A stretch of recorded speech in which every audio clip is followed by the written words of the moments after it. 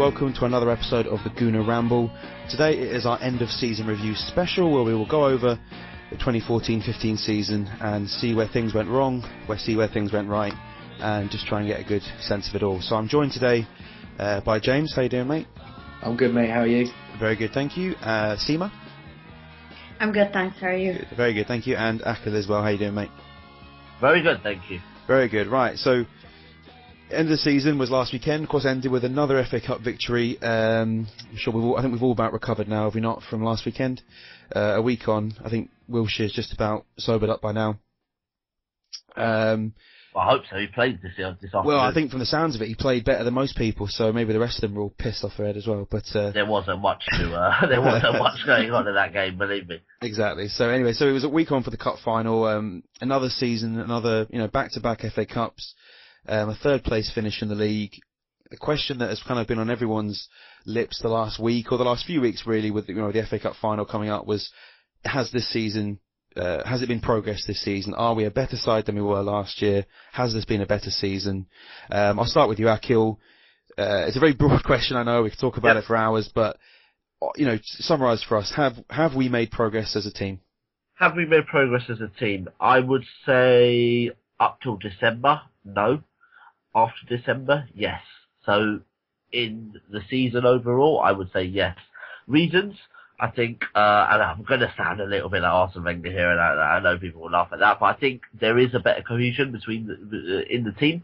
I think players like Sanchez, Ozil, Santi Cazorla are all kind of starting to, well, they gelled. They definitely gelled. In that run of sort of 6 to 7 to 8, whatever it was, games, they really gelled. Number two, we beat a few big clubs. We beat Manchester City away. We beat Manchester United in the FA Cup, which was, I think, huge for us because we hadn't won there since 2006. So that was absolutely huge. Last year we were kind of, we were told we won the FA Cup, but we had all home ties. We had a relatively, on paper, easy semi, easy final. But this year it was slightly different. We went to Old Trafford. So, I think those two reasons. And then the team, we've got sort of 2 players for pretty much each position. Yeah, there are a few positions we still need to strengthen, and hopefully that will come. But you can really see the sort of squad depth, and I think that helped results certainly in the latter part of the season. Have we progressed as well? I think with sort of the fitness regimes, I think the training, we had less injuries from sort of January onwards. So I think there's been a bit of progression off the field as well. Commercially, TV deals, that's progression again. Again, it's off the field. But, I definitely think we have progressed. And I really do think we're in for a shout next year to be league champions of this country. That was very comprehensive, Akhil. Very good. Thank you very much. Well, I'll pass that on to you, Sima. I'm guessing you'd be largely in agreement with that, but I'm going to play devil's advocate here and say that whilst I agree with what Akhil said, do you think, Sima, you can make the point that as well as we played in the second half of the season, the Monaco game, the exit from the Champions League is a cloud that will hang over this team's head, and the fact that we only really started to play well once we were well out of the title race. Is this a case of it was often the accusation thrown at the club is that Arsenal can only do it when the pressure's off. We're fine fighting for top 4, but when we're at the top, when the league title was actually a possibility, we bottle it. What would you say to that? I don't know. I mean, at the end of the day, it's an off game. Everyone does have an off game at points, but I do agree with everything Akhil is saying. The only thing I would add also is the beginning of the season, it wasn't just a matter of not gelling, but it was also a matter of having key players that were injured, like Giroud, Ozil. We didn't have Coquelin at the time. Chesney was not on form. So we did have a few players that were out and a few players that were not really doing well at the time. The Monaco game, I mean, I don't like to concentrate on that game because I feel like that was really very un-Arsenal-like at that period because we were playing so well up until that game. So, but the point with that is, though, which has happened so often, is that every year for years we've been doing this, is going out in the last 16, having a first leg where we lose, and even I agree with your point that it was our second half of the season. I mean, that really was the one performance that stands out as a real, you could say a disgrace. But it isn't the first time this has happened. If you look over the last few seasons, so. Could you really say, even though at the time in the Premier League we were playing very well, can you really just brush off that result I mean, I know you say you'd like to, and to a degree, I think, winning the FA Cup, you can kind of forget about a European exit. But we saw a lot in that, and this was at a time when we were playing well, and we thought that we were getting up, improving, and then we saw so many things that have happened. Just when you thought Arsenal were learning from their mistakes, it looked like they'd all come back again. I mean, can that really be forgotten, do you think, or is that unfair to hold up on that? It's not something you forget, it's not something you brush off, but at the end of the day, it is something that you can say, okay, it happened, we need to move on right now, we need to just focus on how we can avoid doing that next season. And I think the fact that, like Akhil said, we're playing very well as a team, we're more gelled, and we have more confidence, and we have those players right now, like we have Ozil, we have Alexis, and if we add on another player next season, I think we have actually two players in every position right now, almost, except for maybe like defensive midfielder and the goalkeeping situation. But other than that, I think we can do it, and we can kind of avoid doing the same thing next season if we continue from how we left the end of this season off, forgetting the Swansea game. No, I think you make a good point. I think, I mean, the second half of the season really has been impressive. I think, since January, and if you look at all the players, I think only really Alexis, you could say, had a great season from start to finish. It was so many players, from Cazorla to Özil to Giroud. In fairness to him, he was injured the first half of the season, had a very poor start, and by the end had come good. So I guess if you're going to have kind of two halves of the season, it's better to have a crap one at the beginning and a better one at the end. I think you'd definitely rather end on a high. Just to add to that Monaco game as well, I think leaving that Monaco game, I kind of remember the conversations actually sort of in like the pubs and stuff around North London on that evening, and we were all looking at sort of the Old Trafford game in the Cup, and just, even me, who's someone who normally goes to every game quite positive, quite, I travel the country thinking we're going to win, we're always going to win. But that Man United game, I thought, we're probably going to bottle it, like we bottled it tonight against Monaco. But the fact that, we kind of went there and won, I think that just, I don't know, there was something there. I mean, people look at the City moment as one of those moments, but I think going to Old Trafford after that Monaco game, knowing that this is our only chance of silverware, I think that was massive pressure. And that was pressure Arsenal dealt with, and it's something I haven't seen them deal with in years. So I think the Monaco game actually might have helped the United game, and hopefully that memory stays with them this season, and those sort of games we don't take for granted. No, it's interesting when you talk about the United game, because I remember watching that, and I really did feel like, as good as the City win was, which had happened obviously, was it end of January, February time, beating United in March in the Cup at Old Trafford, I can't even, the last time we won at Old Trafford seems like such a long time ago. They were definitely a bogey team. City we've always struggled on the road against all the big teams the last few years, but City have always been a team that we've had some success more recently over than we have done with United. So yeah, no, I completely agree with the importance of the United game. Just going to you, James, then. The progress question to you as well, about whether you think this season has been significant progress, but in particular, how important were the result against City, United, and I guess to a lesser extent the home win over Liverpool, where we really turned them over in that, which we haven't. I don't think we've done for a while. We've really turned a big team over. Tottenham, but they don't really count. So what do you think? Yeah, you can say there's progress in some areas, but then again, there's still the negativity and maybe perhaps naivety and underestimating certain teams. And if you look at it, you look at the game against Sunderland, you look at the game against Swansea, and also the Chelsea game towards the end. There are games there that, we can't seem to break down these teams that defend for their lives, which is something we've really, really got to look into, because that is a strategy that a lot of teams are adapting to now, and they're adapting to it against Arsenal, and it's working. Some people criticise the way that Swansea or Sunderland come about to Arsenal, but do you really think they're going to come to Arsenal and go full-out attack against us? We're one of the best counter-attacking sides in the world, let alone the Premiership. You really think you're going to come and bombard Arsenal? James, going with that point then, could you make the point then that perhaps progress hasn't been made in the sense that we're still struggling to break down these teams that come and part of the bus of the Emirates? Or do you think that this was just, we ended the season with the FA Cup and we beat West Brom 4-1 on the last day, so there was only really 3 or 4 matches where we struggled? Or do you think we're still not learning from before. We're still for struggling. For every high, there has been monumental lows. I think that Monaco game, for example, is a classic for me of how, and I said it on our pod that we done, of how I just don't feel Wenger is good enough to lead us forward in European competition. When Oxlade-Chamberlain gets that goal back, why don't you, as a manager, as a leader, as a motivator, go, right, okay, calm it down now. Let's settle down. Let's go tight. Let's go tight at the back, which we are capable of doing. Like, a lot of people slag our defence off and, everything else, but we've been I think we've done a lot better defensively, obviously, since Coquelin come back, this season. I think we've done really well since then. But, again, the fullbacks are bombing forward. Oxlade-Chamberlain gets dispossessed, and that Carrasco runs all the way up the pitch and scores. It's heartbreaking, because how many years have we seen Arsenal do it? It seems it's just constantly happening. And, the Spurs away game as well for me was an absolute travesty. I'm so angry because we went about that completely the wrong way. We tried to adapt that style that we played against City, against Spurs. They're not as good as City. We should have just gone out all out attack on them, got our goals and saw that off. Well, interestingly, I mean, the season before when Rosicki scored his screamer, we scored early on and pretty much just sat back and we came away with 3 points.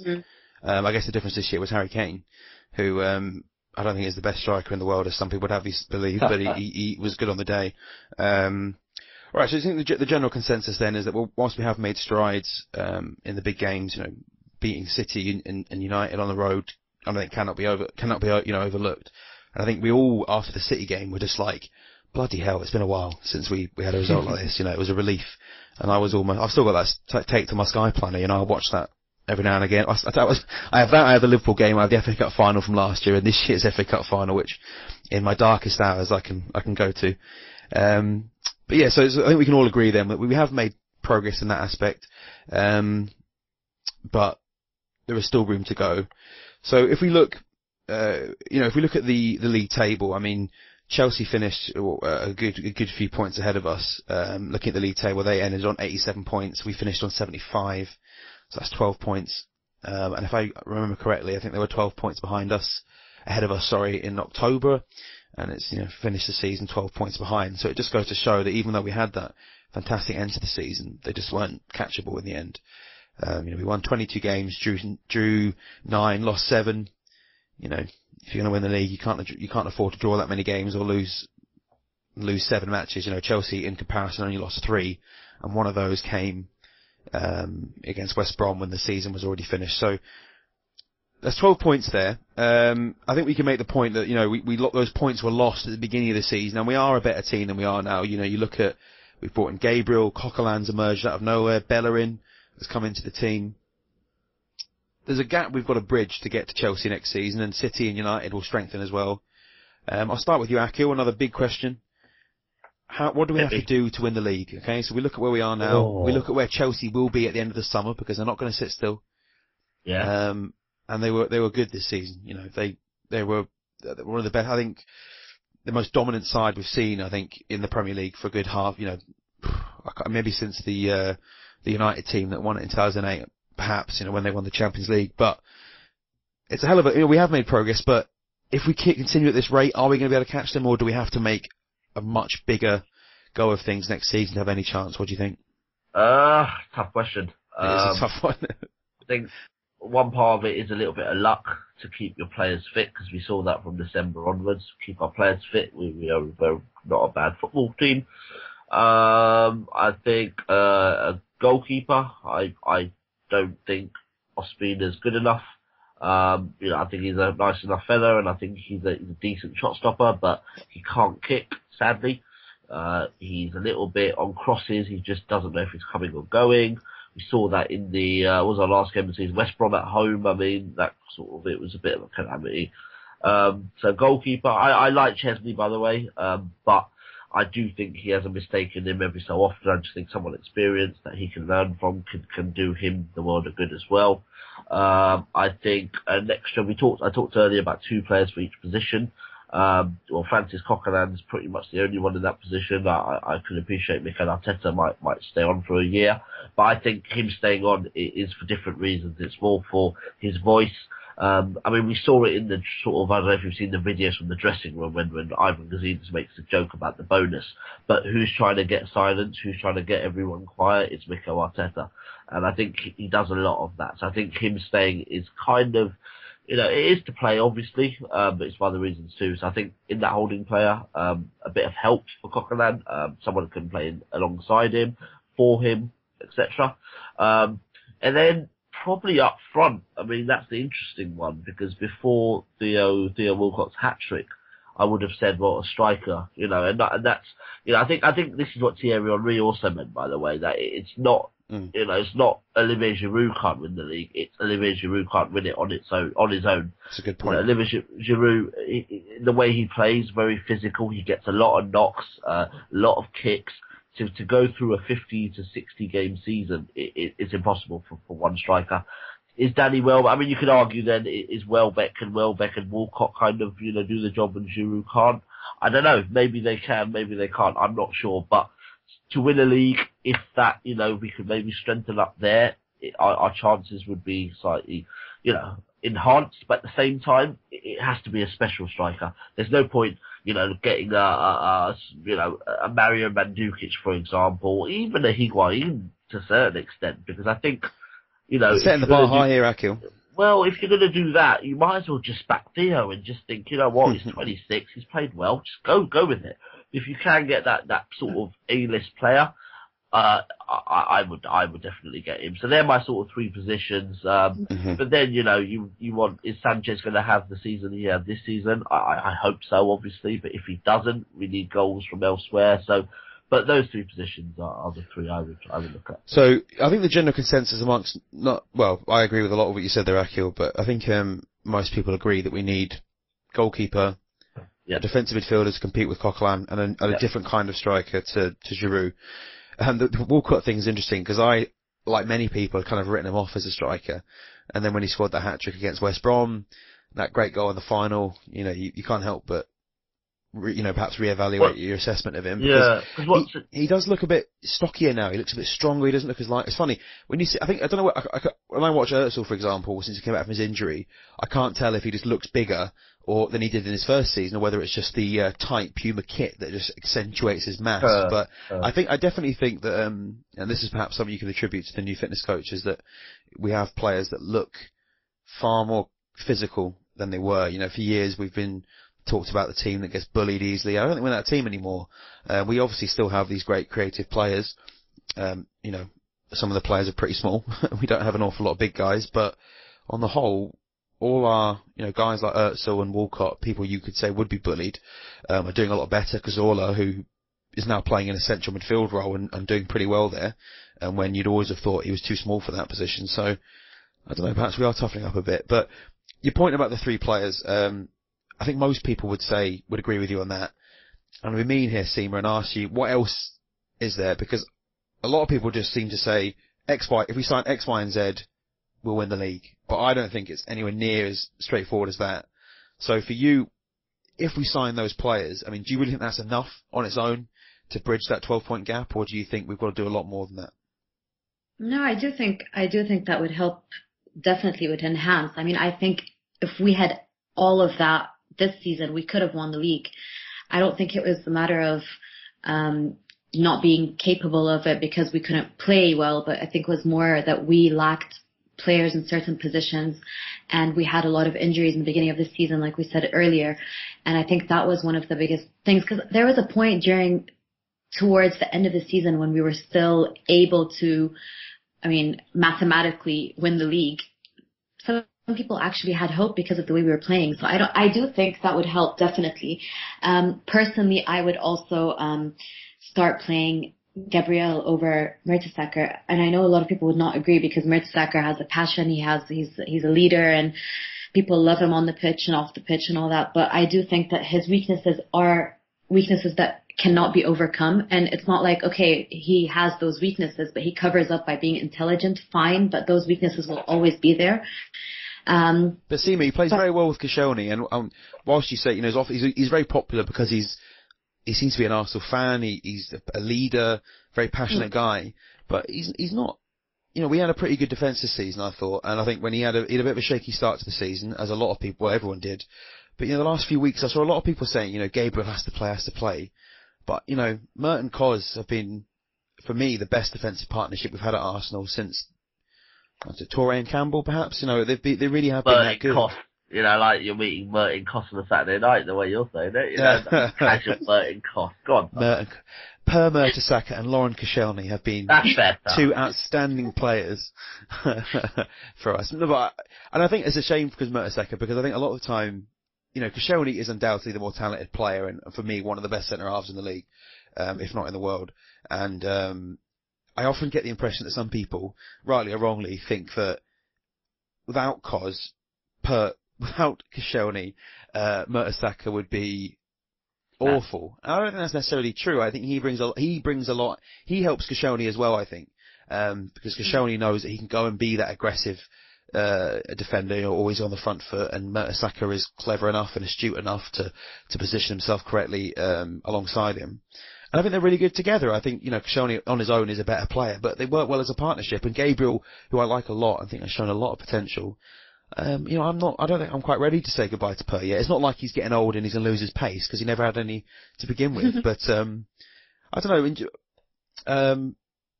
I'll ask you as well, James. Sima says she'd like to see more of Gabriel, and I do agree that rotation would be better. But do you think that Mertesacker's days are numbered as our number one centre half, or would you have him in the new season as our number one? I think now we've got to start with Gabriel. Everybody knows I love Per Mertesacker. I think, for a panic buy, which he was, along with Arteta, they're probably the best panic buys in history of football. I think they've been fantastic. And, Mertesacker is a leader. Alright, he's not maybe the most vocal of leaders, but, he leads by example. He's a model pro. He's just a general, just like top guy, isn't he? Do you know what I mean? He's just a spot on, just lovely guy. But for me, I think, at the start of this season, with the World Cup hangover, even though he got a break, which for me I thought was ridiculous. I don't think any of them should have got a break personally. But, he got given the extra time, and he did take a long... on that, James, you have to remember though that they got an additional break because they had the FA Cup final as well, which extended their season by a week longer than... I understand a lot of people were saying, for example... I thought it was a joke personally, because, I watched that... You've got to give him a break. I watched that first game of the season. Chelsea had Burnley or whatever it was. Straight away, that Schürrle, alright, they sold him. He scores a couple of goals straight away off the bat. Schürrle didn't have that. He wasn't... he didn't play the FA Cup final, so he had his extra week's holiday before the season. It's just wound me up, really. I thought, you start with your best player. If they're available and they want to, if they're fit enough, per se, it was like, the mentality might not be right and all. I'm like, well, they hadn't trained properly. I don't think they got back. Just excuses for me. Well, hang on. But then Ozil kind of had a rest, but he still wasn't ready. He played and he got injured. It was clear, wasn't it? He played against. He got injured for 3 months. So what would you? So James, a scenario for you: Alexis Sanchez comes back from the Copa America knackered.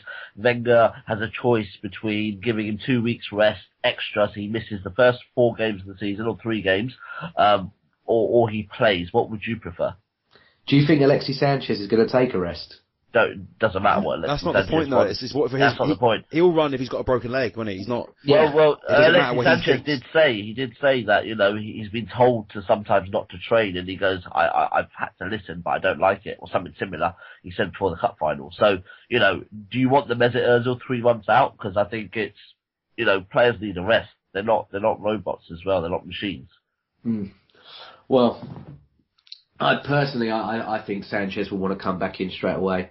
It's not about what he wants, though. We'll have to see how the season's going, won't we? Because you never know. If we're really, behind and we need some goals, I think he'll bring Sanchez in. I just think it's a necessary evil. Unfortunately, with modern football the way it is, the amount of games that are played, you have this dilemma, and I just think you've got to think long term, James. You can't, last season when Ramsey was playing brilliantly well, everyone said, but he's in the red, he's playing too much, he needed a break, and he tore his hamstring, or he did himself an injury, he's out for 2-3 months. And, Alexis, all season I've been kind of thinking, the hamstring has to go at some point, he hasn't had a break, he came straight from the World Cup, and I don't know. He did get a bit of a break. There was when we played Villa at home when we beat them, I think 5-0. He didn't play, and he didn't play game after or game before because he felt his hamstring a little bit tight and Arsenal took no chances on him. But the point was that we were lucky that he didn't have any sort of injury for more than a couple of weeks. Like Costa.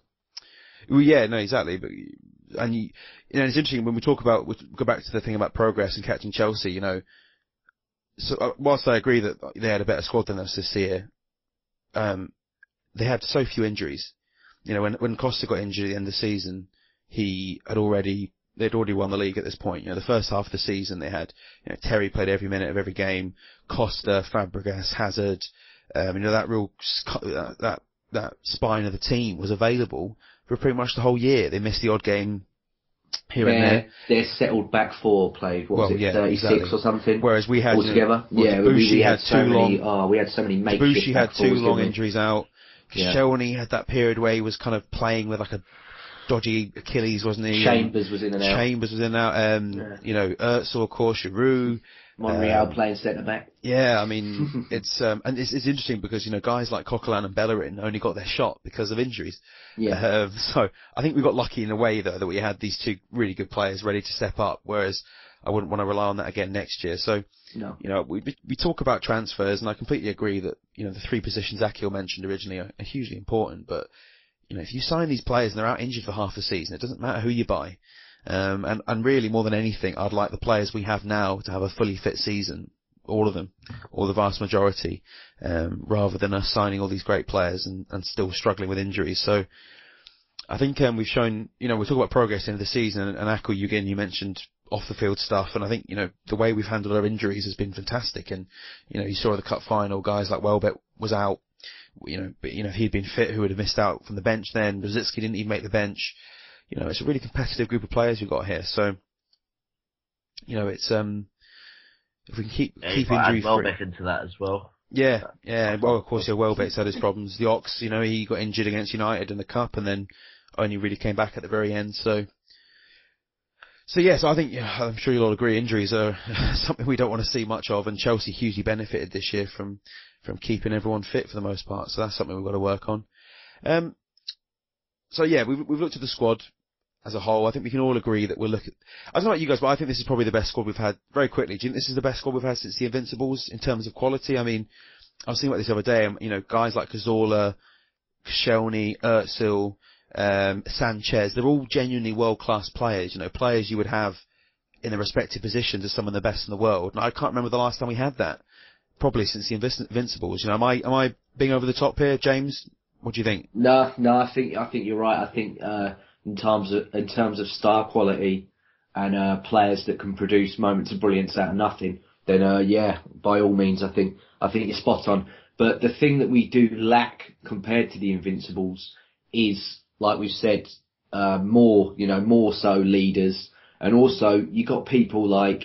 We had people like Ray Parlers and Lawrence and Edus that would slot in there. It's like what Akhil said earlier about Thierry Henry's comments. Thierry Henry summed it up for me where he's like, we had people like Carnu, alright, not world class, but he'd jump in. If I needed a rest, do a job. Will Tord, yeah, just loads of them. That's the thing. That's the thing we need. We need, everyone in that Invincibles team wanted to compete, and when they got their chance, they weren't going to give it up. Whereas with this lot, sometimes they're like, well, I'll do this, I'll do that. I think we need now, like we've spoke about in previous pods, we can't keep carrying these passengers per se. Do you think we've had passengers though? I mean, you look at the end of the season, for example, Wilshere came back, over the years I'd agree with you, but, Wilshere he was on the edge of the team, and every performance he's made since has been brilliant, has been really good. Walcott was, biding his time, he's come in. I'm talking about people, you got your you got your Flaminis. Is he a passenger though, or is he just not quite good enough? Is he, for all his faults, for me, he does a shift when he comes on, and he keeps his head down. And what I like most about this squad really is that everyone seems to be committed to the cause. Everyone understands. You heard of a little bit of discontent from guys like Rosicky, but it's kind of understandable, and it's not really been anything horrible.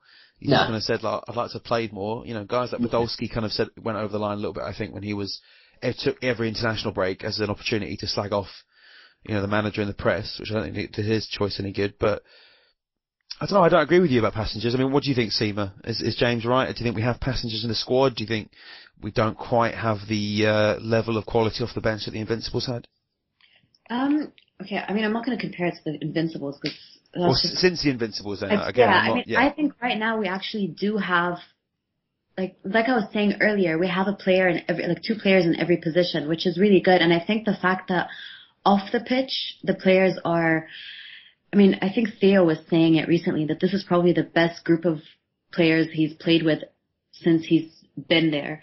And I think that actually helps because off the pitch, I think they all really get along and they actually, like you said, they're all playing for a cause right now and they all believe in that cause. And I think the fact that they got the two FA Cup, wins, I think that also helps in terms of their mentality.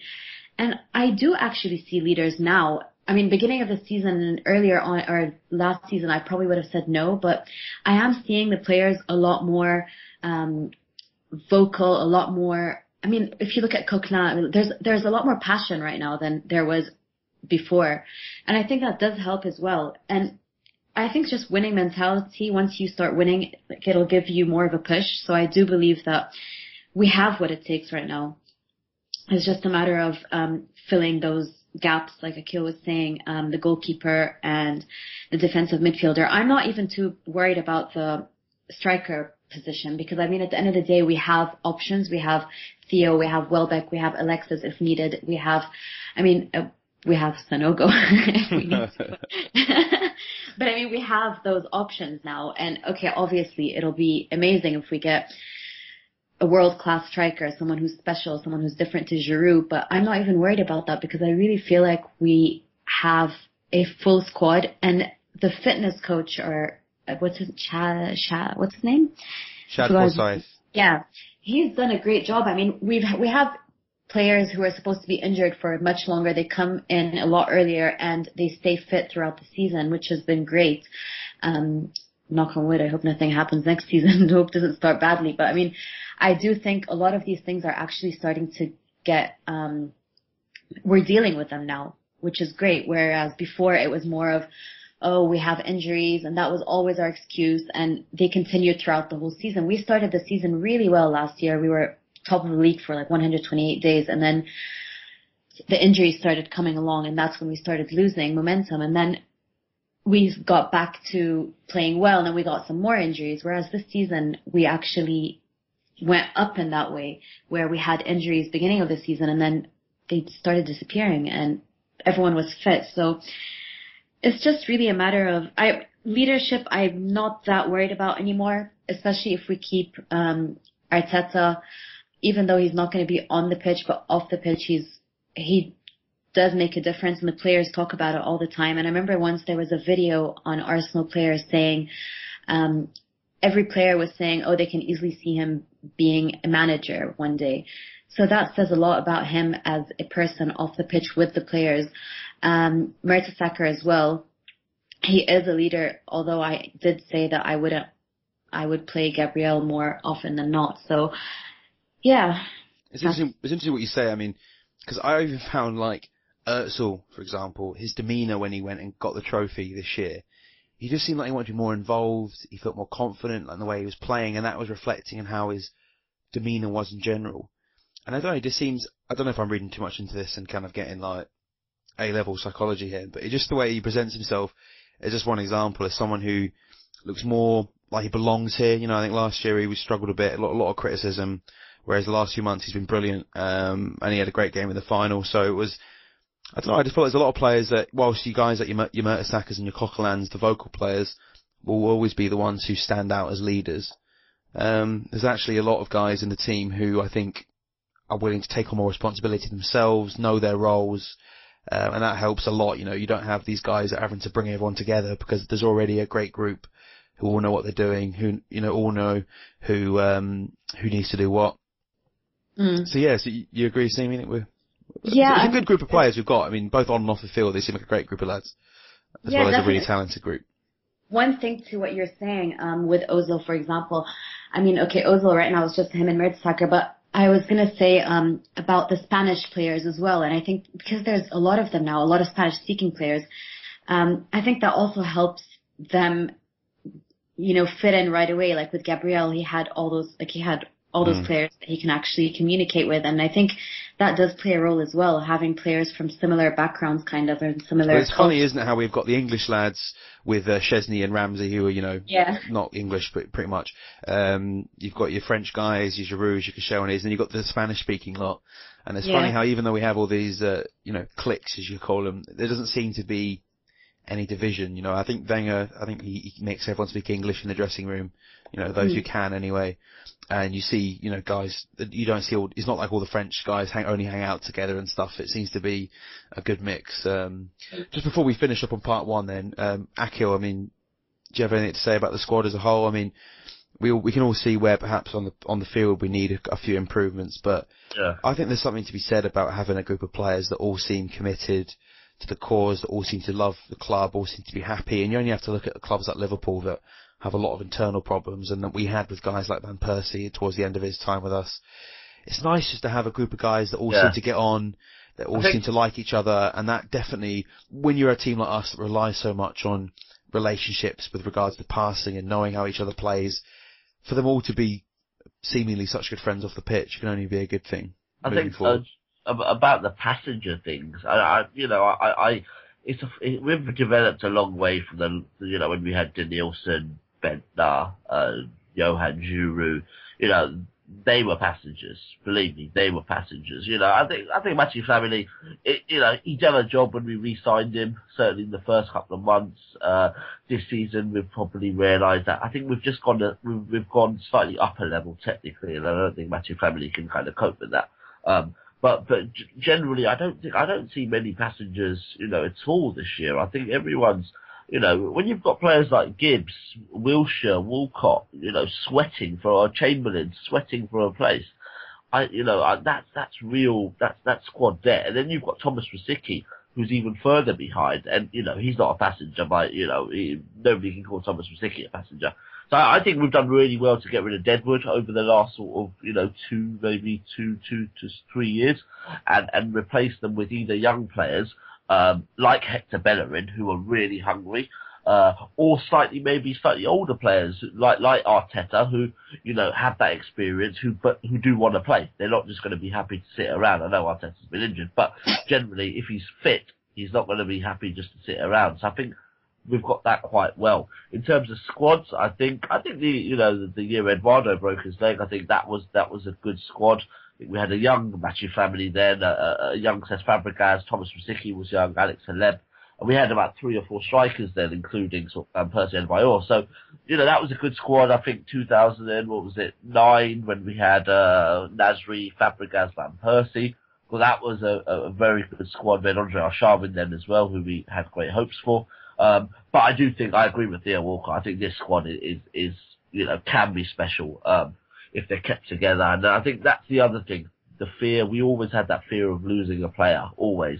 With that fear, we don't have anymore. And Arsene Wenger came out and said it, in a press conference a couple of months ago that, we no longer need to sell. And I think he said it last year as well with Bakary Sandia saying, we're not going to break the bank, but we don't need to sell, sort of thing. Or we're not scared of losing a player like that anymore. Which is really positive. So I think, this is definitely the best squad, but I think this summer it can get better. All in all then, I guess, good time to be a Gooner, I hope so. It definitely feels nice not to have this constant dread of who we're going to lose this year. And you have to accept sometimes that when Real Madrid come knocking and want to pay big money, you've got to let them go. Sometimes, this summer, for example, Cazorla might say that he wants to go back to Spain, and in that case, you kind of have to say, well, if we get the money for you, we'll let you go. But it definitely doesn't feel, like even when we lost Sanya last year, it was a case of, well, he's at the end of his contract. This isn't a case of a big team coming and nicking our players anymore. It's just, sometimes it doesn't work out and players want to leave for one reason or the other, and all you can do is get the best deal possible and replace them. And, you look at last summer and Sanya was by far the player that we thought we'd missed the most. And, Debussy came in very well and looked really good. It didn't look like he was a downgrade at all. He got injured and then Bellerin came in and we've got this great attacking fullback who, could be our number one for the next 10 years or so. So I think things are definitely looking good in that aspect. And, you look at, on a bit of a broader topic here, but, when you look at Spurs and Liverpool and these clubs that are desperately trying to move to another stadium, and we've already done that, and we've got past the point where we're restricted financially. I mean, as much as everyone will... Are we allowed to mention Spurs on this podcast? Well, I think given that we have finished ahead of them yet again, and I know they are fading into insignificance, but just to emphasise how much better we are than them at the moment. I'll give Jack Wilshere a call then. Jack Wilshere can do his best performance. we could talk about the Jack thing again, but I don't think there's any real point, is there? I'm sure we'll all be singing from the same hymn sheet, but I think that's a nice way to wrap it up. Things are good. They could be worse, and 2 FA Cups back to back is no mean feat whatsoever. So we'll move on now to our end of season awards ceremony, if you could even call it that, or 7 categories I've hastily written down on a piece of paper, all the same. I think we'll start with perhaps one of the more, I don't know if this is contentious or not, but best goal. Now we did ask on our Twitter feed earlier for people's suggestions, and as you can imagine, a lot of people went for Aaron Ramsey's goal against Galatasaray. So Saeed_Sachi said Rambo versus Gala. Aud first said Ramsey's goal. The Midgety one said Alexis versus City, one that I think a few people have forgotten about, but that was a good one. King Magnam said Ramsey versus Gala. That was a very popular one. Northback Ninja said the same. So if we were going for a Twitter vote, that would have won comprehensively. I'll start with you, Sima. Aaron Ramsey's goal of the season, or is there anyone else that tickles your fancy? Yeah, Aaron Ramsey, but as I was, no, I wasn't saying it here, but I also thought Jack Wilshere kind of ending the season with that goal was also, it's it's the one that sticks to my mind right now. I have a very short-term memory, and the only one that I remember is Ramsey, Galatasaray, and now Jack Wilshere. So, yeah, I would go with one of those two. Are you on the fence then, or are you going to go with one? Ramsey. Go with Ramsey. I think we'd all like to be a bit different, but it's difficult to look away from that one. James, are you singing from the same hymn sheet? No. No? Ooh. No. Before I give my actual goal of the season, I watched the video today of all of our goals, and I've got my honourable mentions list here. I have to say Jack Wilshere versus Man City at home. He beat 2 or 3. I think he beat Company. He comes one-on-one with Joe Hart, lobs him. Fantastic.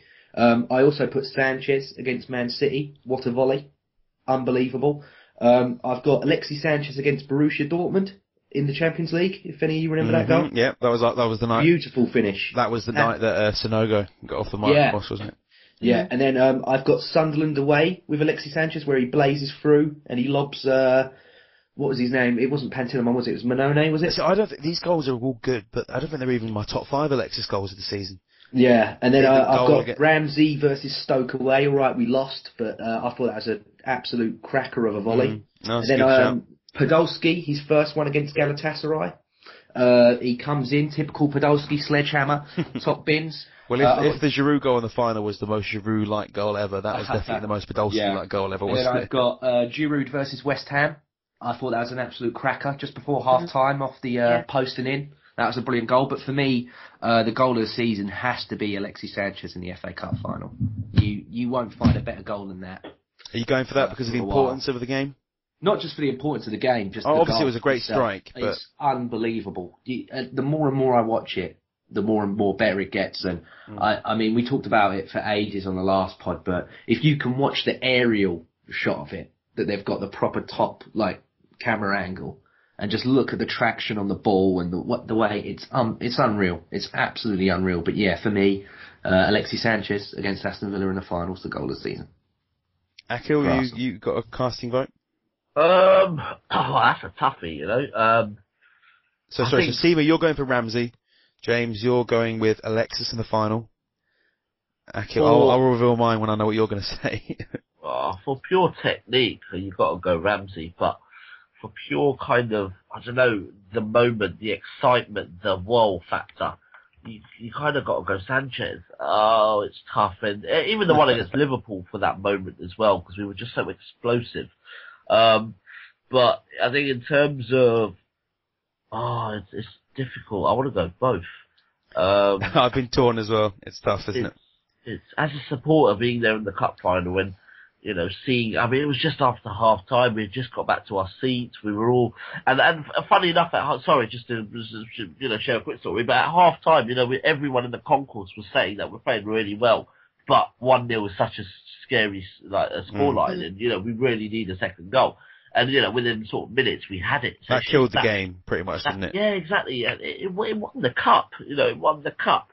But Ramsey's goal. Ramsey's goal was great just for Sonogo's reaction, who couldn't quite believe that he'd done it. I remember that was one of my favourite bits of that thing. But Chesney's reaction at the back as well was just, I'm going to go Ramsey.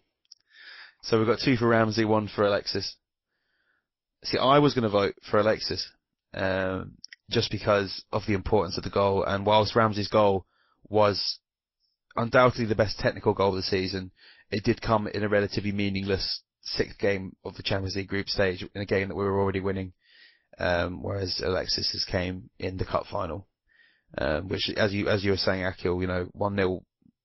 Even though Villa were poor on the day and we were very good, 1-0, you're never quite confident, are you? And the longer that it would have gone on at 1-0, the more they would have come into it probably, and that goal just took the wind out of the sails. I think it was a real, you saw Shay Given's face after, where he just thought, he was almost laughing, he just thought, what can I do with that? And I think that really just deflated them. So you went for, I'm gonna go with Alexis's goal to make it 2-2, and I think we have to go with our listeners who voted emphatically for Ramsey. I think, having a quick count, I think we've only got, we've got a few for Alexis, but Rambo's all day long said at Satperk, Mobstorm, Aaron Ram. Yeah, so I think we have to go with the listeners on this. It's a dead heat. We can't decide, and Aaron Ramsey. Well done, Aaron Ramsey. Well done, Ramsey. I'm happy Aaron I'm happy to concede that. So that who's driving to the Colney to give the award? Well, obviously the 2 people that picked him. Yeah, the 2 people that picked him on your bikes. We paid for the trophy, right? That's all covered in the expenses, isn't it? That's all of it. The expenses. I hope so, because I can't afford it. If you're on YouTube, guys, like the video, subscribe. We need that money to next to mine. To travel. My fee's above it, but still the trophy's important. For our expenses. Your fees, you picked the wrong goal. Right, okay, so best goal goes to Aaron Ramsey's fantastic strike at Galatasaray. A worthy winner, I think we can all agree. But Alexis, I think, has to get a shout out for the pure number of quality goals, because he could have had a goal of the season contest all on his own. He really was fantastic this season. Sure. So, moving on, we'll go, I think, the best moment of the season, and I'm going to start this off this time by cheating a little bit and saying, even though it wasn't a moment, but kind of a series of moments very quickly together, I'm going to go for the 3 goals we scored in quick succession against Liverpool. Bellerin, when he cut in on his left, Özil from the free kick, and then that Alexis screamer, were all brilliant for a number of reasons. I think because at that point the game had been very tight. We had started well. Liverpool had come back into it. Sterling, when Markovic passed to Sterling, should have scored 1-0. But then we just hit him with those 3 goals in about 8 minutes. And of course, after what happened at Anfield last season, it felt like poetic justice. And I look forward to the BT Sport advert this summer. Well, of course, they'll have to show it of Rio Ferdinand and Mourinho reacting to that game. So, that's my moment of the season, even though it kind of cheats and it's over 8 minutes. But I think that, in terms of the pure elation I felt at that point, has to win it. Has to win it for me. Sima, to you, what would you say was your best moment, that standout goal or whatever that really, when you look back at this season, I mean, you could go back to the Ramsey goal, the Alexis goal in the final, maybe? No, I mean, obviously the final is great because we retained the trophy, but I think for me it's between 2. It's either the Man United FA Cup win or the City win, because that kind of was the turning point for us, and that's when Coquelin came in, and that's when everything changed. So it'd be one of those 2 for sure. Well, if we go with the United game, what did you find funnier? Was it Welbeck scoring against United, or was it Di Maria getting sent off for? First of all, did you not get booked for diving? Alright, I forget, there was a lot of them that got booked for diving that night, the cheating bastards. But his look on his face when he got that second yellow was glorious, and that game was probably the funniest game of the season for me. That was just brilliant, the way that went for them when they just, long hoofball to Fellaini and diving and cheating, and they got their just rewards in the end. I mean, that would be in second place for me. So what would you go for then? Would you go for United, or would you the City win as a whole? You're cheating even more. If you go for the performance as a whole, I only picked an 8-minute period. You're going for 90 minutes. Probably I would go for the City game, because I do think the turning point was more important. I mean, at the end of the day, it was, we won against a big team, as people would say. We were champions at the time. Yeah, and we were not capable of doing that apparently for a while. So I did think that really boosted the team, and it boosted the fans. And that's when everything started looking a lot more positive. So yeah, City game. Akhil, what's your moment of the season? There's been a few good ones this year. I think we can all agree. Yeah. That's a tough one. Do you want me to come back to you? Can you come back to me? Yeah. Come on, James. you must have not quite so many honourable mentions this time, if possible. Going to Old Trafford in the FA Cup in a game where pretty much everybody's like, no, Arsenal aren't winning this, and having Danny Welbeck, who is still a Man United fan, if Man United put a bid for him, would probably leave Arsenal tomorrow to go back, to score there after being told he wasn't good enough, that he wasn't in the plans for the future, for him to round who they proclaim is probably the best goalkeeper in the world or whatever, for him to smash it home, and for him to not want to celebrate, then go, oh, do you know what, fuck it, and start throwing his arms around. It was absolutely majestic. I loved every minute of it. Because I live in Essex and everyone in Essex supports Man United. I don't know if that's... Yeah, it makes perfect sense because it's really near Manchester, to be fair. So, yeah, I loved every second of that. And it was a glorious night, it was a big result. It was a big result because, like Akhil said earlier, we hadn't beaten them at their gaff for so long.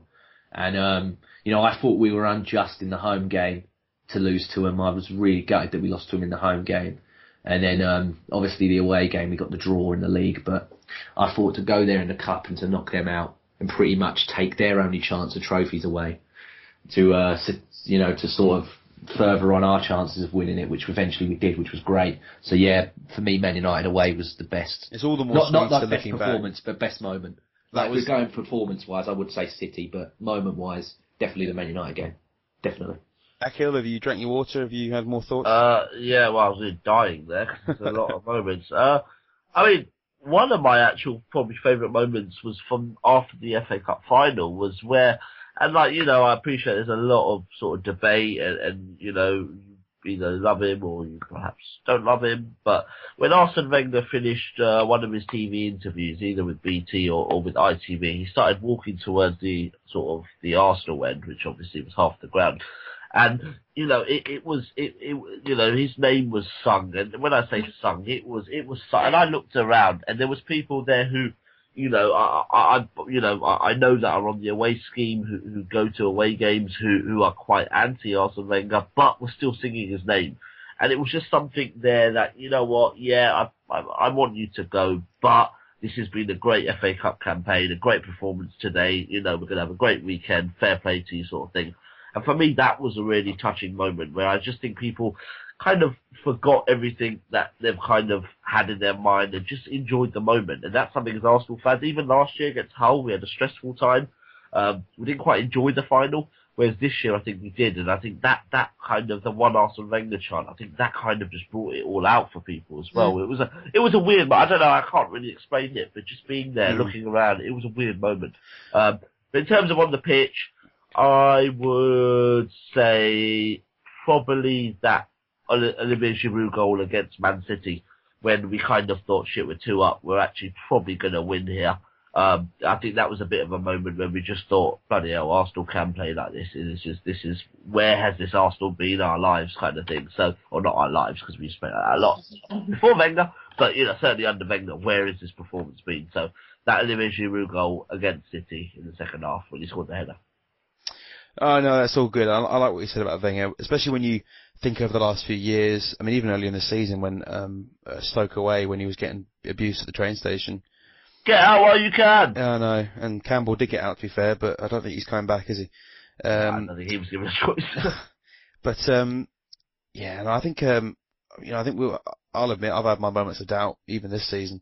One that sticks out to me was the Dortmund game away from home when we got absolutely battered and we should have lost that 5-6-0. We lost 2-0.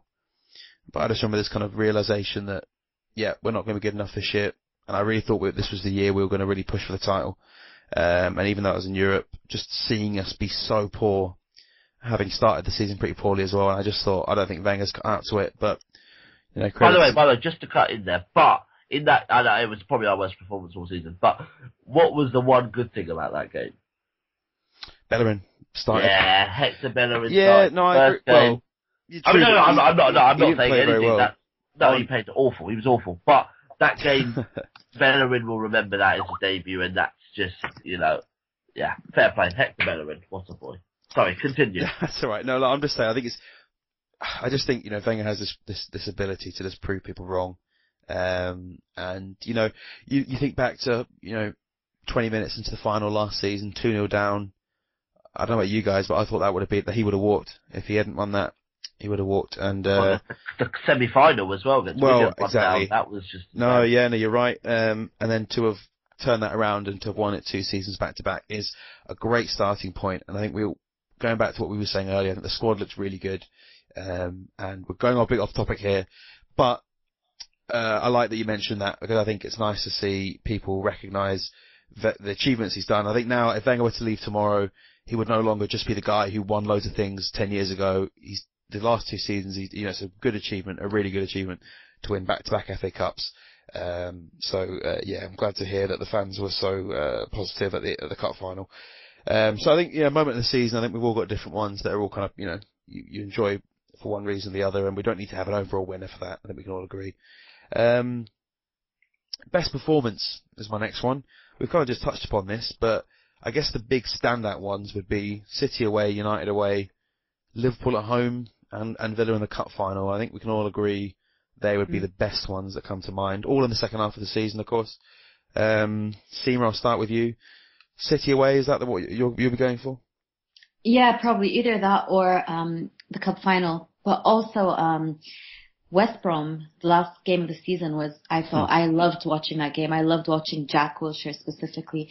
And I thought the fact that Jack and Theo hadn't been playing for so long and just came on that pitch and just played so well was great as well, minus the whole Ospina little issues here and there. But other than that, I thought those 3 were probably one of the best for me. I'm not really going to choose one. Is that okay?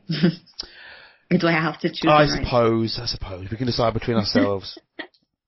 I would probably go with the City game away just because I think as fun as the Liverpool game was and the United game, I think City are a better team than both of those, as the league table would suggest.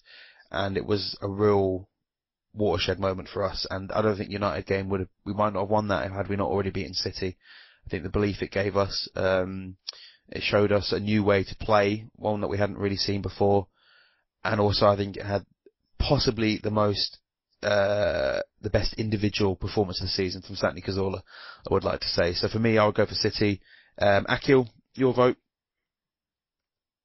Well, City was my moment, wasn't it? So this is game, right? Sorry, best game of the season. I did mention Cazorla, but City away was my vote. Yeah. As you've gone City, I'll probably go Liverpool at home actually, just because I was at Anfield last year when they absolutely battered us, and it was a weird feeling to be 3 or 4-0 down. Every attack, they were 4-0 up, but they could have scored a couple more. Suarez hit the post. It was, we were battered. We were absolutely battered. So to get them back, and I think you mentioned it early, the BT Sport advert absolutely pissed us off. It was nice to just have that spell where we were just unplayable, and Kolo Toure was their centre back on his arse. I mean, it was just that's brilliant. I love that Alexis Sanchez scored a screamer. The player that they really wanted to get, and the player they really could have used this season. And for them and it was our Invincible who was on the floor because he had obviously and all I ever heard was that the only reason Alexis joined Arsenal was because his wife girlfriend would prefer shopping in London. And then I think that was an emphatic response saying, actually, we're probably quite a bit better than you, even if you did have one good year. So No, I agree with that. James? Yeah, for me, the City game, because it showed that we can adapt and use a different style of play. I used the analogy in the pod that we've done. People know about me. I'm a fan of mixed martial arts. I'm a fan of boxing. And, you change your style to suit the opponent you're facing. And that showed that we actually, took a look at things and thought, we're going to go about this a different way. And I was glad we did. But other than that, the cup final, for me, using another analogy, it's sort of, you saw on Wenger's face, it was like the fruits of his labour. It was all coming together, everything that he wanted. I think everybody, like we spoke about it, every single player was fantastic. Ozil, fantastic. Sanchez, fantastic. Every single person on that pitch had a great game from back to front. Everybody was great. They look used to big games now, big cup finals. Yeah. They played at Wembley a lot. They're like, we were due it. The last few times we'd been to Wembley, it was a slog, wasn't it? Apart from, the Charity Shield was quite a good day. But, we really didn't really have a performance. We were always sort of chasing it, or, we got lucky with it. But there, it was Aston Villa, but we just absolutely outclassed them, and our class shone through. No, I completely agree. It was a big moment. I think on the balance of things, we can probably go with City away. And that's my vote, your vote, James. And Akhil, as fun as the Liverpool game was, I think the City game was definitely a big turning point for us. So fair enough. City away. I think we can all agree that we had some good games, especially the last few months. Next award is perhaps the most one-sided award, best signing. So let's ignore one certain player, who I think we can all agree will win. But who else? Looking Who's at that us, then? small bloke, six-pack, nice Ospina. So okay, so let's say we can all agree this is Alexis Sanchez's award. Is it? Well, I don't know. Is it James? I think the best signing for us was Francis Coquelin. Oh, you said on my blind. Oh man, I was going to say that. Signing a long-term He's deal. not a signing. Well, it was. We extended his contract. I think to extend his contract, that is a signing per se. On a dotted line. Well, I'm going to say the best signing was the Puma deal then. Oh. Let's real mix this up. I'll say the fitness coach. There you go. We're mixing this up. Fuck you, Alexis. You think you can walk this award? Yeah, exactly. So the nominees are Puma, Shad Forsyth, and Francis Coquelin. Sima, who are you going for? Obviously, Francis Coquelin for those three. But think of Shad. Think of Puma. All they've done for us. Chad. Sanchez. Chad. This one is descended into fast. You might as well chalk this one off. Sanchez. It's Sanchez's award all day. Sanchez. Thanks, Alexis. You've ruined this one. You bastard. All right, we'll move on. Well, that non-applicable is the answer for that one. Last two awards. Before we go on to best player, most improved. Sima, who would you go with? Nacho Monreal. Nacho. Yeah, 100%. Although I think it's not really a matter of him improved or not improved, because he didn't get enough games in a row before, and I think he's always been very good. It's just last season he was coming on random games when someone was injured, when Gibbs was injured. But I think Nacho Monreal, specifically when he played as a centre back and then he moved back into left back, I think that actually showed that he was able to adapt easily with the team, and I think that was a turning point for him. Well, he's gone from arguably the most dispensable player in the squad, from a backup fullback to one of the first names in the team sheets, which is a huge testament to him, because a lot of people thought he's not really particularly good, is he? But credit to him, he's firmly taken his place. Sorry, Sima, was there anything else you wanted to say about him? No. No. I mean, another thing is his crosses as well. Fantastic. From that second game of the season when against Everton, that cross to Giroud, brilliant. And even in the cup final, Walcott's goal came from Monreal hitting a good cross in, knocked down by Alexis, and Theo hit it in. So, yeah, he and Bellerin have particularly been great. There's been a lot of players this season you could have most improved. Monreal, sure, you other guys will say Coquelin, but even the big players like Cazorla, Giroud, sort of all improved massively this season from last year. James, who's got your vote? Another for Monreal? Another for Monreal? Yep, so Nacho.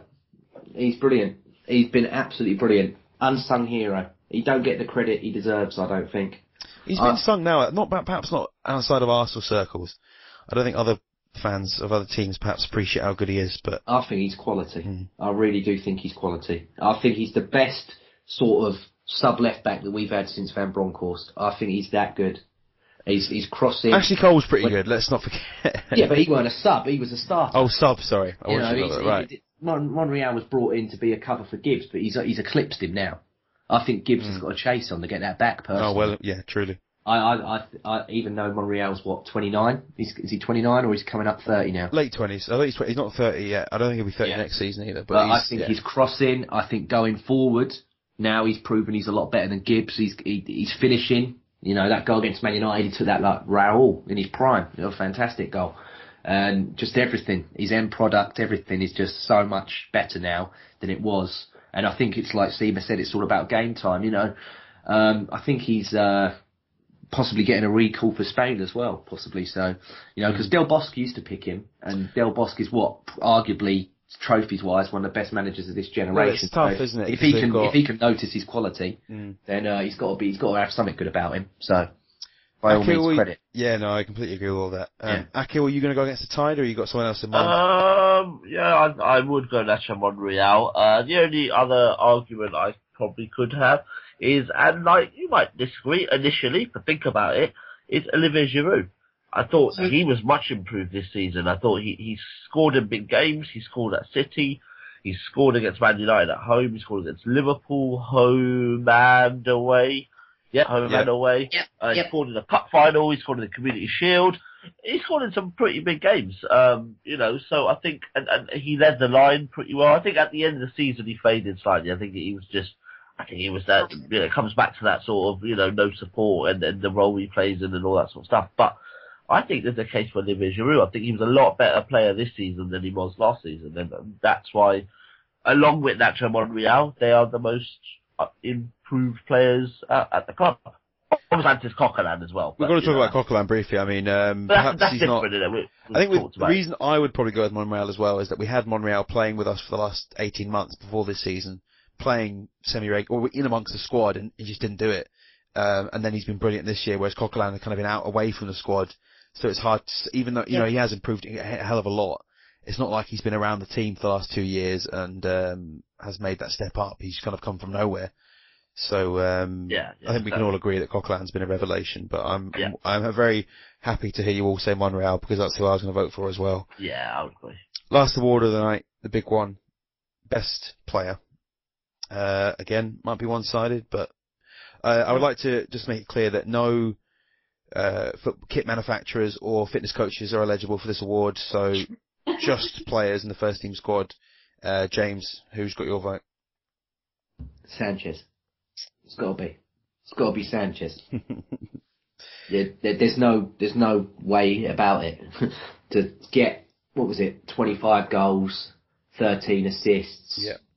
First season in a new league for someone that, alright, most people have heard my rant at Tancredi Palmieri, but for someone that was a waste of money, I think that's quite impressive personally. So I'll leave it at that. No, I think I said my piece last week. No one can argue that unless you are Sima. Yeah, I am going to argue that.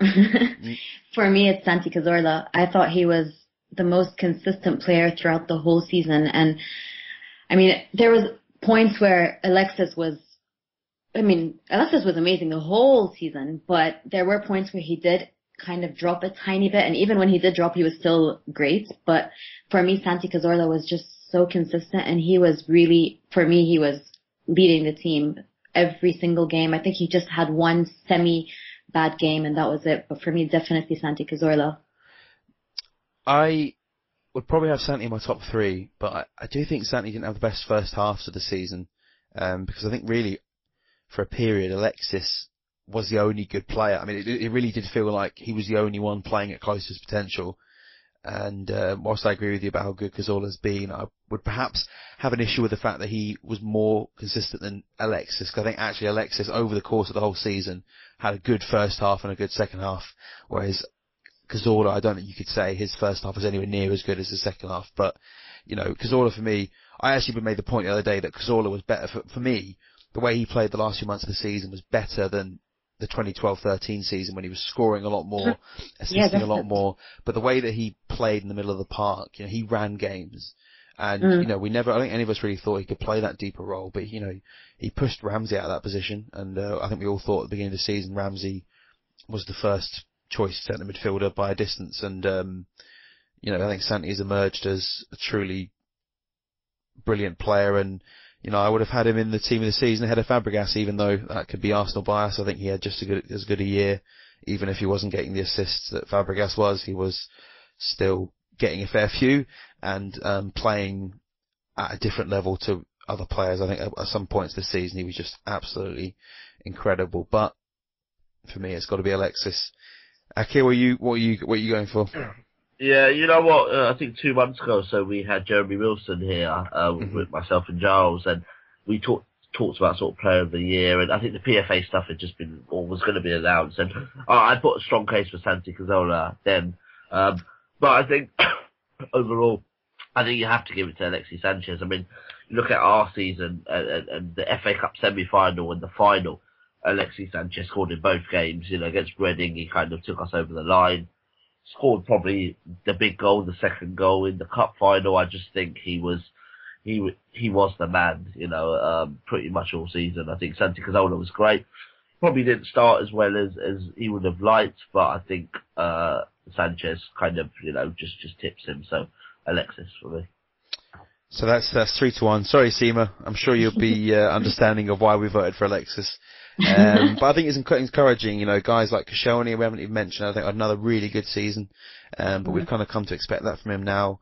Giroud, so Özil, of course, as well played his best football in an Arsenal shirt, the last few months of the season and looked every bit worth the money we paid. So I think it's been a really good season for a lot of players, and I think whilst for me, Alexis was by far the shining light. That's no bad thing to say to the other guys, because a lot of them, by the end of the season, our first team, there were 7 or 8 players in there that were all playing brilliantly, top form. And, it's great we ended the season so well. So that kind of wraps it up, guys. I think we've gone over a lot of things. I think this season, we'll go down as a pretty good one in history. I think as we've discussed the last 20 minutes or so, there's been a lot of good things to remember, especially in January. Since January, these last few months in particular have been really good. So I think we've come to a general consensus there that Shad Forsyth is the most important player, a guy at Arsenal. A big signing for us. Followed by the Puma deal. And shout out to Gunnosaurus as well. So thanks for coming on, guys. It's been a really good discussion. This will be our last podcast of the season. We've got 2 barren months now of no Arsenal. Obviously we'll have pre-season in July, and the first game of the season I think will be the Community Shield against a certain Jose Mourinho's Chelsea, and that will be on the 2nd of August, I believe. So just under 2 months until that happens. Between now and then, who knows who we're going to buy, who's going to leave, lots to discuss. So we might have a few shows here and there over the summer just to go over anything that's coming up. But this will be the last one of this season. So, just to finish then, guys, give a grade. You're doing a end of year report, A to E. What would you give, Akhil? Threw me off there. A C. A C? Oh. A C? Yeah. Just a C? As a review for the whole season? FA Cup 3rd place? Yeah, C. I think a B would be a sustained title challenge, maybe, but not winning it, but a sustained challenge. Mm-hmm. And an A obviously would be winning either the Premier League or the Champions League. Fair enough. That's makes sense, I guess. Sima, would you be quite as harsh, you think, or would you be? No, I would give it a B. A B. Yeah. James? B-. B-. I was going to go for a B+, but I'm James, we ain't in school, mate. We ain't in school. It has to be a B. It's either a B or not a B. All right. To be or not to be. To be or not to be. Well, I'll go with you, mate. I'll go with C then. If I can't have a B-, I'll go C. God, we've got some critical. All right. Well, I'm going B. I think FA Cup, 2 back-to-back FA Cups isn't to have his nose turned up at, even if you're right, perhaps at the league challenge and the performance in Europe. But anyway, thanks guys. That's been a good pod. enjoyable going over the season as a whole. So yeah, thanks for coming on. So say goodbye, James. Yeah, goodbye. Also, thanks to everybody that we had on throughout the season. We had Julian Laurens, we had Jeremy Wilson, Chris Akabusi. I need to thank. Me and him done that together just one random morning, and it was absolutely fantastic. He told me he only had 10 minutes, and God, I spoke to him for nearly an hour. So quality, absolute quality. Yeah, no, it's been a good year, and hopefully we'll have... Rambakash was. Oh yeah, I totally forgot. quality. Yeah, Rambakash. Yeah. Just everybody that come on really, and everyone that interacted with us, like we're really grateful. So, none of us get paid for this, so it's great to, we do it for the love of the game, and we just, it's nice to get love back really. Yeah, no, it's been really good, and hopefully, next season. Do the cheesy bit. More of the same. I don't really know. Do we have an outro song, an elbow song maybe to go out to? But anyway, yeah, no, it's been a really good season, and so bye from me, Sima. Let's say goodbye. Bye. And Akhil as well. That was a lot shorter than James's, I'll tell you that one. Yep.